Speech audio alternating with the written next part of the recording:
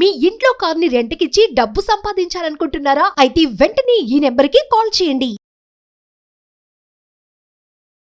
నమస్తే, welcome back to Suman TV. నేను మీ సంజయ్. ఈరోజు మనతో పాటు ఉన్నారు ఎమోషనల్ వెల్నెస్ కోచ్ మరియు మోటివేషనల్ స్పీకర్ హరిత అక్కల గారు. మ్యామ్తో మాట్లాడి కొన్ని విషయాలు తెలుసుకుందాం.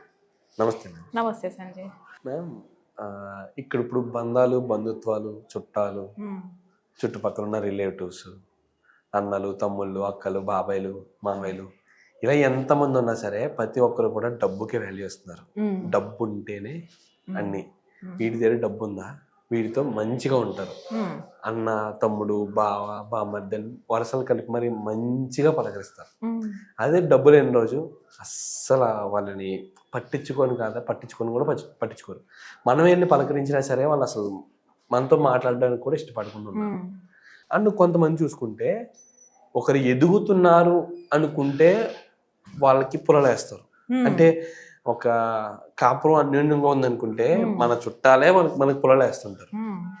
అసలు మా ఆయన ఇది కొన్నాడే, మీ ఆయన కొన్నాడా, మా ఆయన ఎందుకు సంపాదిస్తున్నాడే, మీ ఆయన ఏం చేస్తున్నాడు, మీ ఆయనకి ఇంకా ఉద్యోగం లేదు అప్పటి వరకుని. అంటే వీళ్ళు కాపురం అన్యోన్యంగానే ఉంది, వీళ్ళు డెవలప్ అవుతున్నారు, వీళ్ళపై పుల్లలేస్తూ ఉంటారు. అసలు ఎలా అంటారు? ఇప్పుడు నాకు అర్థం కావట్లేదు. ఇప్పుడు డబ్బుకు వాల్యూ ఇచ్చే వాళ్ళని ఎలాగా మేనేజ్ చేయాలి, మన కాపురంలో చిచ్చులు పెట్టే వాళ్ళని ఎలా మేనేజ్ చేయాలి, అసలు చుట్టాలతో ఎలా రియాక్ట్ అవ్వాలో కూడా అర్థం కావని పరిస్థితి.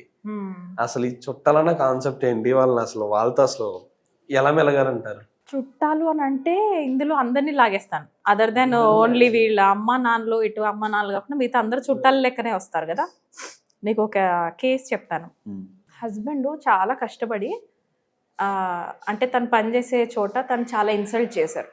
ఓకే, అతను వాళ్ళ కింద పనిచేస్తాడు షాప్లో. క్యాజువల్గా ఆయన మాట్లాడుతూ ఉంటేనే ఆ షాప్లో అతను నువ్వేం చేస్తావురా అని ఓనర్ టాపిక్లు మొదలెడుతున్నప్పుడు అతను అన్నాడు అనమాట, నేను కూడా ఇలాంటి షాప్ పెట్టుకుంటాను. ఈ ఓనర్కి జెల్సీ వచ్చేసింది. Jealousy is an emotion, but మనకి ఎవరు అది ఎలా డీల్ చేయాలో చెప్పలా. దానివల్లనే వస్తాయి చుట్టాల్లో ప్రాబ్లమ్స్. అందుకే అక్కడ నుంచి మొదలెడతాం. ఈయన జెల్సీ రంగని ఈయన కొట్టిన డైలాగ్ ఏంటి, నువ్వేడ సంపాదిస్తావురా నీ బొందా, నా కాడనే ఉంటావు ఇంకో 10-15 ఏళ్ళు అయినాక కూడా అని. ఈయనకి ఆ మాట నచ్చలా, చాలా కోపం వచ్చింది. ఇన్సల్ట్ అయింది కదా, నలుగురు ముందు చుట్టూ నవ్వారు. ఆయనకి ఎంత కసి వచ్చిందంటే ఇంటికి వచ్చి చాలా ఫ్రస్ట్రేటెడ్గా వచ్చాడు. ఇది వైఫ్తో డిస్కస్ చేయగానే వైఫ్తో చెప్పాడు, నేను తిరిగి బిజినెస్ నేను చేయాలనుకుంటున్నాను, ఇంకా నేను ఆయన దగ్గర పని చేయను. Good thing. ఇన్సల్ట్ని పాజిటివ్గా కన్వర్ట్ చేసుకున్నాడు, which is so beautiful. Wife ఇక్కడ తన దగ్గర ఉన్న ధనం అంతా తీసిచ్చేసింది. తన దగ్గర సేవింగ్స్ ఉన్న డబ్బులో తన నగలో తీసిచ్చేసి దీన్ని అమ్ముకొని దీన్ని ఏం చేస్తారో చేసుకోండి అని, వాళ్ళ పుట్టింటి వాళ్ళ నుంచి వచ్చిన నగలవే. దాంతో బిజినెస్ స్టార్ట్ చేసి ఇప్పుడు చాలా పెద్ద కోటీశ్వరుడు అయిపోయాడు ఆయన. కానీ ఆ రోజు ఆయన అంత కష్టపడి అలసిపోయి వేరే దగ్గరికి వెళ్ళి తిరిగి వచ్చి, బిజినెస్ అంటే యూ కెన్ నో కదా ఎంత ఏ ప్లేసెస్లో, వాళ్ళు తిరిగి వచ్చేసరికి పక్కింట్లో ఉన్న ఆడపడుచు అంటే ఈయన చెల్లో అక్కో ఎక్కిచ్చింది సంజయ్. అప్పటిదాకా లేని వాళ్ళు సడన్గా ఎంటర్ అయ్యారు లైఫ్లోకి. ఎక్కిచ్చింది నార్మల్గా కాదు, ఈయన అలసిపోయి వస్తాడా, అక్క చెప్పిన మాట విన్నాడా, వైఫ్ ఎస్ ఆర్ నో అని కూడా అడగలేదు. ఓహో నువ్వు ఇలా చేసావా అని టపా టపా టపా కొట్టుడే. కనీసం నువ్వు అన్నావా ఆ మాట అని కూడా అడిగేది లేదు. నిన్ను నమ్మి ధనాన్ని నీకు ఇచ్చింది అంటే నీతో నమ్మి మీ ఇంటికి వచ్చింది అమ్మాయి. ఇక్కడ భార్య మాట నువ్వు వినాలా, బయట నుండి వచ్చిన ఓకే నీ రక్త సంబంధమే కాదనట్లేదు, అయినంత మాత్రాన వాళ్ళలో జెలసీ రాదని అనుకోవద్దు. ఇక్కడ వీళ్ళు బాగుపడుతున్నారు అని తెలియంగానే పక్కన వాళ్ళలో జెలసీస్ ఎలా హ్యాండిల్ చేయాలో చెప్పలేదు కదా. వాళ్ళు మన తమ్ముడే మన అన్నయ్యనే, వాడు బాగుపడితే నీకు కూడా వాడు బాగు చేస్తాడు అని తల్లిదండ్రులు కానీ చుట్టుపక్కల వాళ్ళు కానీ నేర్పించలేదు. అన్ఫార్చునేట్లీ వాళ్ళు బాగైపోతున్నారు చూసుకో, నేను పట్టించుకోరు చూసుకో అని ఏదో మాటలు చెప్పడం వల్ల ఈ సిబ్లింగ్స్ ఎలా పెరుగుతారు ఎదుగుతూ ఉంటే. నువ్వు అబ్జర్వ్ చేయొచ్చు, ఏదన్నా ఫంక్షన్ అవుతే ఫస్ట్ ఆడబడుచులు పెంటలు పెడుతుంటారు వచ్చి అందరినీ. అన్నాను Sanjay, there are very good people like mine. ఓకేనా, నేను వాళ్ళని అనట్లేను, but there are few people వచ్చి కావాలని ఏడుస్తారు. ఎందుకు అంటే ఆడపిల్ల ఏడుపు మంచిది కాదు, దానికి ఏం కావాలో అది ఇచ్చేయండి అలా కండిషనింగ్ ఉంది. అంటే వాళ్ళ జెలసీని ఎలా హ్యాండిల్ చేయాలో తెలియదు సంజయ్. ఒకరు బాగుపడుతుంటే మనం కూడా ఎంజాయ్ చేద్దాం కదా, మనం నేర్చుకుందాం. చాతనైతే మనం ఏం చేయాలా వాళ్ళని అడిగి తెలుసుకోవాలా. మనం కూడా అరే మీరు ఏం చేసినారో మాకు కూడా చెప్పండి రా, మేము కూడా చేస్తామంటే అదొక తరీకా. మీరు నన్ను కంటే మీరు నాకంటే ఎట్లా పైకి వెళ్తారా, నేను చూస్తా, నేను ఎట్లన్నా లాగుతా అనే చుట్టాలతోని మనకి ఇబ్బంది. ఇప్పుడు ఇక్కడ ఇలాంటి చుట్టాలు పోయారు సంజయ్, వాళ్ళది వచ్చింది, వాళ్ళు వెళ్ళిపోయారు. ఈవిడ లైఫ్ లాంగ్ ప్రింట్ పడిందిగా, వైఫ్ లైఫ్ లాంగ్ ప్రింట్ పడింది. నువ్వు నన్ను కొట్టావు, ఆయన కొట్టిన దెబ్బలకి ఆవిడ చెవు లైఫ్ లాంగ్ వినికిడి కోల్పోయింది. ఆవిడ లైఫ్ లాంగ్ ఇక్కడ ఉంటది కదా, ఇక్కడ నర్వ్కి దెబ్బ తగిలేసరికి వినే శక్తి కోల్పోయింది. లైఫ్ లాంగ్ అది ఇష్యూ తనకి, భార్యకి. క్షమిస్తుందా సంజయ్? ఈజీ అనుకుంటున్నావు అది? అదే మనిషితో నేను తిరిగి అదే బెడ్రూమ్లో అదే బెడ్ పైన షేర్ చేసుకోవాలని do you think it is easy? చుట్టాలు థర్డ్ పార్టీ. నేను వైఫ్ అండ్ హస్బెండ్స్కి మళ్ళీ అదే చెప్తున్నా, బయట వాళ్ళు థర్డ్ పార్టీ. వాళ్ళని ఎప్పుడైతే ఇన్వాల్వ్ చేస్తామో సంజయ్, వాళ్ళ బిలీఫ్ సిస్టమ్స్ అన్నీ అందులో దూరిపోతాయి. మీ బ్లడ్ రిలేటివ్స్ కానీ తీసుకొచ్చారంటే మీకంటే బకరాలు ఇంకొకరు ఎవ్వరూ ఉండరు. నా పర్సనల్ లైఫ్లో నేను పర్సనల్గా ఫేస్ చేసి మరీ చెప్తాను. అంటారు కదా చాలామంది, అసలు ఎట్లా వస్తున్నాయి మీకు ఇంత కంటెంట్ అంటే, నేను పడ్డాను సంజయ్, నేను పడ్డాను కాబట్టి నాకు ఇంకెవరు నా బాధ పడొద్దు అక్కడి నుంచి మొదలవుతున్నాయి నా మాటలన్నీ కూడా.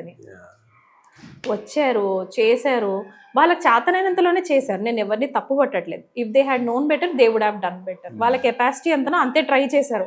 బట్ స్టిల్ ఎవరికి వాళ్ళు వాళ్ళ బిలీఫ్ సిస్టమ్స్లో వాళ్ళు ఇలా జరుగుండకూడదు, అలా జరుగుండకూడదు, దీని తప్పు ఇంత ఉంది, వాళ్ళ తప్పు అంత ఉంది, వాళ్ళ తప్పు. ఇంత చిన్న సీన్ని ఇంత పెద్దది చేశారు. ఇంతనే సంజయ్, అది వీళ్ళు బెటర్గా కూడా చేసుకుని ఉండుండొచ్చు నా, బట్ నలుగురు ఇన్వాల్వ్ అయ్యేసరికి అది ఇంత అయింది. నాకు మ్యారేజ్కి ముందు ఒక అమ్మాయి కజిన్, చాలా అమ్మ కంటే నాకు బాగా మంచి మాట చెప్పింది తెలుసా. లైఫ్ లాంగ్ థ్యాంక్స్ చెప్పుకుంటాను ఆ అమ్మాయికి.